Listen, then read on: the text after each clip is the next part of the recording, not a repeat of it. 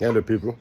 I want to deviate a little bit from my usual topic, our recent topic, to talk a little bit about this lingering issue of tithes and offering. And for the people that actually have been lending their voice to it, encouraging people to stop paying tithes and offerings in the church, especially tithes in particular, I somewhat support them, because you cannot be paying tithes to false prophets, and paying tithes to charlatans on pulpits, and paying tithes to thieves on the pulpit. It's totally wrong because it's a wasted effort. But talking about the issue of tithe and offering is a biblical injunction. And every Christian, real Christian, understand that we don't pick and choose which biblical injunction to obey. We obey God fully and completely and freely, irrespective of who is criticizing or who is commenting. We don't pay attention to such side comments as long as it's the word of God and we must obey. Some people hearing me might say, oh, another tithe eater. He has come to support or to, encourage people to pay tithe, something like that. Let me tell you that I've been a pastor for close to 20 years, both among the youths and among the adults. I've never been paid a dime by any church, by my church. Of course, I'm not a full-time pastor. I'm a part-time pastor. And usually part-time pastors in our church are not on salary.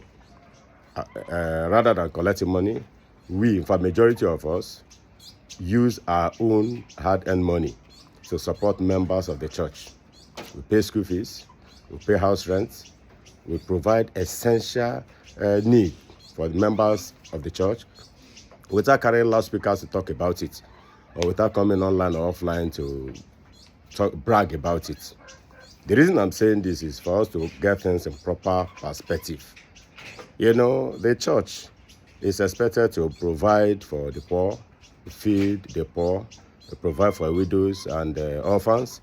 The church is expected to construct roads around them. The church is expected to, charge the lowest fee for their schools and universities, and yet provide quality education.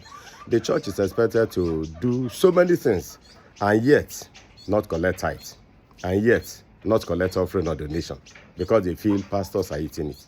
Of course, I understand that there are some false prophets on the pulpit. There are people that establish church for the purpose of profiting from the church. Such people are not called of God. In fact, a comedian will say they are the one that called God. God did not call them. And such people are working for their pockets. If you are in such a place, you are not even supposed to be there. And if you are there, you are paying tithe, you are wasting your tithe. But I am in a place by the grace of God where I pastor, where the full-time pastors are on salary. They don't touch money, they don't touch tithe money.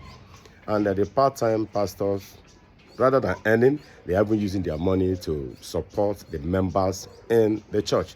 Exactly the way Christ did it, and Christ would have done it if he was still here. And so you are not going to make a general statement and say don't pay tithe. And the church is not getting subvention, and you expect the church to function, to pay their staff, to pay the best salary, to do welfare, to do everything, and yet not collect tithe and offering. What a contradiction. What a hypocrisy. I'm saying this also on the backdrop of a recent news publication from an online newspaper. A newspaper that ought to be reputable, but using an unprofessional clickbait to try to bring people to their content. They raised a statement talking about a renowned man of God recently, Pastor W.F. Kumuyi, that he has said that the members should shun church and use their tithe and offering to go and give to the poor and the needy and all that. As beautiful as it appears to sound, that's not what the man of God said. The man of God said what he has been saying for over 50 years, because I've been listening to him for more than 30 years now. And what he said was that this time, not just this time, at all time, that's not the first time that message was preached by, that kind of message was preached by him. And I was there online listening to that message when it happened live. What the man of God said was that the church should not commit all tithe, all offering, all their contribution just to build inanimate building that will not be raptured, but that there should be a portion allocated to take care of the people that are dying and that are poor. That is not the same thing as saying stop paying tithe. The man of God cannot say stop paying tithe because he is not the one that instituted tithe. Some people will say, why is he coming to defend the man of God? I'm not coming to defend the man of God. Who am I to defend the man of God? The God of the man will defend himself. Apart from that, the man of God I'm talking about do not even support anybody coming to defend him, whether publicly or privately. But I'm bringing this, defending the truth, bringing this in proper perspective so that we don't go there and in the name of wanting to attract content to our page, or to attract people to our content, we begin to say things that ought not to be said, things that are complete lies. We must desist from that, and you should allow the church be. The church is easiest to attack. The people say don't pay tithe to church. They don't come out to say don't pay tax to the government, even if they know that so many people or a few people in the government are eating these tithes. Some corrupt people eating it in billions. And they don't come out to say, oh, don't pay tax anymore. Times are hard. Your tax money, use it to feed the poor. If you are so bold, come out and tell us to stop paying tax to the Federal Republic, and that we should use it, and that you are the one saying it, so that we know that you are not impartial.